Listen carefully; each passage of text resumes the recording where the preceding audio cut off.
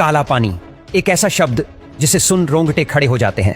काला पानी की सजा ब्रिटिश काल के समय की एक बहुत ही ज्यादा भयानक और दिल दहला देने वाली सजा थी। उस समय काला पानी का नाम सुनते ही कैदी के हलक से जान तक अटक जाती थी। यह एक ऐसी सजा थी जिसके बदले कैदी जान गंवाने के लिए तैयार हो जाते थे। दरअसल उस समय में जो भी क्रांतिकारी आजादी की चाह रखता था उसे काला पानी की ऐसी ही कठोर सजा दी जाती थी। आपको जानकर हैरानी होगी कि यहाँ जो भी कैदी आते थे तो उनके शरीर पर हड्डी और सांस के अलावा कुछ भी नहीं बचता था।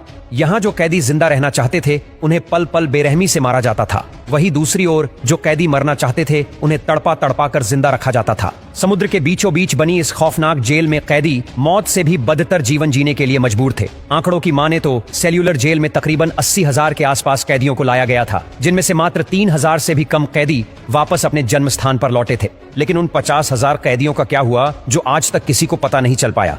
आइए उनके बारे में डिटेल से जानते हैं। इसके अलावा काला पानी की सजा क्या थी और इसका नाम सुनते ही उस समय के कैदी और आज के समय के लोग क्यों सहम जाते हैं। इसके अलावा अंग्रेजों ने सेल्यूलर जेल का निर्माण भारत के तट से लगभग 1200 किलोमीटर दूर समुद्र के बीच क्यों करवाया था। इस जेल का नाम सेल्यूलर जेल क्यों पड़ा। साथ ही काला पानी से जुड़ी कई रहस्यमयी घटनाओं के बारे में भी जानेंगे, जिसे सुन आपकी आंखों में आंसू आ जाएंगे और आप समझ जाएंगे कि आजादी के लिए लोगों ने कितनी बड़ी कीमत चुकाई थी। 1857 की क्रांति के बाद ब्रिटिश सरकार ने भारतीय क्रांतिकारियों और आंदोलनजीवियों को गिरफ्तार करके उनका मनोबल तोड़ना चाहती थी। अंग्रेजों का मानना था कि इनको ऐसी जगह रखा जाए जहां ना इनको कोई देख सके और ना ही इनका विरोध कर सके, क्योंकि उस समय एक ही क्रांतिकारी चिंगारी काफी थी जो अंग्रेजों का साम्राज्य खत्म कर सकती थी। इसीलिए अंग्रेजों ने इसके लिए भारत से हजारों किलोमीटर दूर समुद्र में अंडमान और निकोबार द्वीप को चुना, क्योंकि यहाँ से कोई भाग भी नहीं सकता था और इनकी आवाज सुन भी नहीं सकता था। अंग्रेजों ने 10 मार्च 1858 को लगभग 1000 क्रांतिकारियों को जहाज में बिठाकर पहली बार अंडमान और निकोबार द्वीप की तरफ रवाना कर दिया।